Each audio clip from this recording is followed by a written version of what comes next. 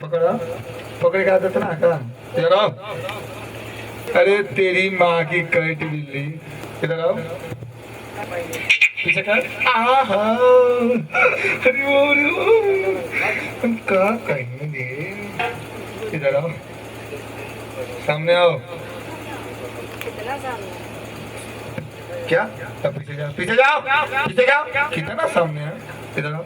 अरे ये सामने आ गए, हाथ नीचे करो। अरे देखा में छोट बिया रे, अरे देखा में छोट बिया रे, समझता ना चाचा, समझता वाह बुझता नहीं। ओहो कह रहे हैं जो पैसा दिए हैं वो नहीं कह रहे हैं, और नाल वाला कहाँ गया साला, वो कह रहा है कि लिखता हूँ खच्चपल से जूता मत समझना। जो नाल बजाता था कहा है कि लिखता हूँ खच्चपल से जूता मत समझना, मरता हूँ आपके याद में मुझे कुत्ता मत समझना। अरे इधर चियार देला।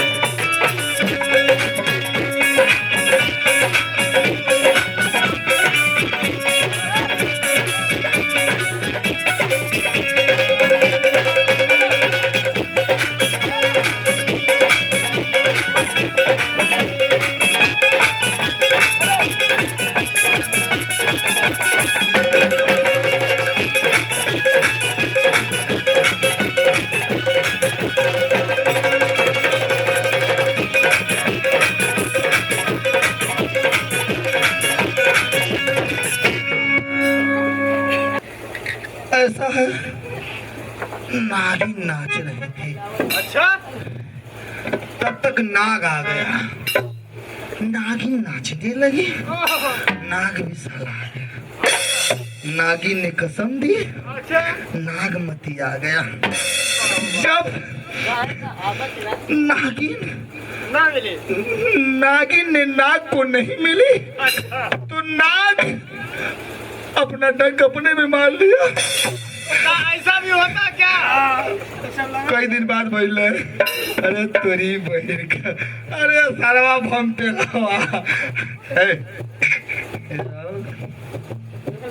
तू कहेगा सतीश भाई, क्या बात है, क्या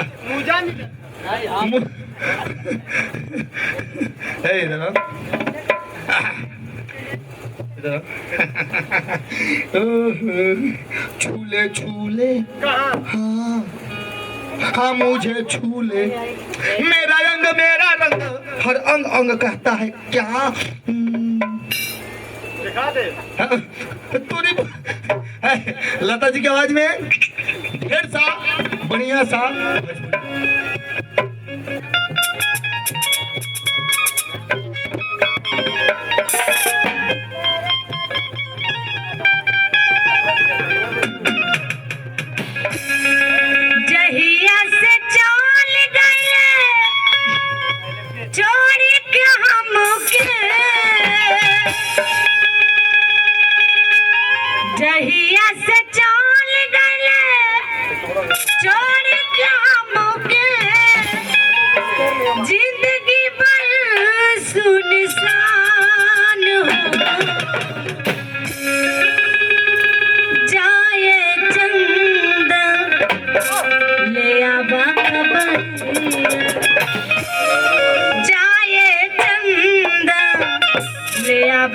खबरिया कैसन बाड़ी मोर जान हो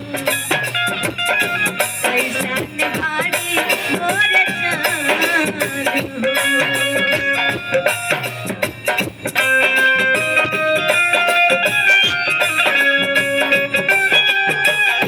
जहिया से चल गए छोड़ के हमके जिंदगी पर सुनसान हो जाए चंदा ले आवा खबरिया जाए चंदा ले आवा खबरिया कैसन बाड़ी मोर जान ए चंदा कैसन बाड़ी मोर जान हो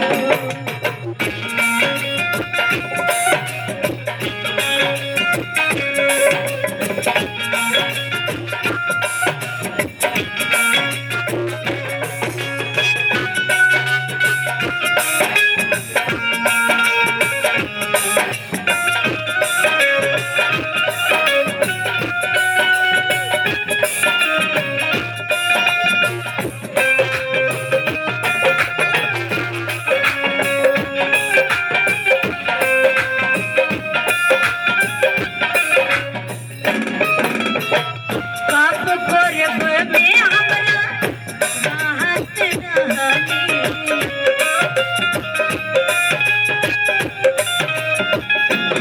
पाप करब में हमरा बात रहनी